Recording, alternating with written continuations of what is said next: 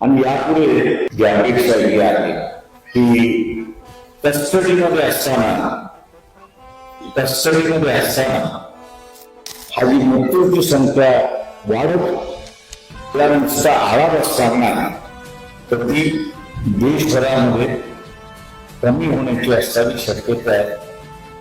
एका सोमनाथ सूर्यवंशीच्या याच्यामध्ये जी एक व्यवस्था आपण करून घेतली आणि पुढच्या तारखेला स्वतःच कोर्टाने असं सांगितलं की आम्ही असं एक नियमावली त्या ठिकाणी करणार आहोत. ही नियमावली देशभर लागू होईल.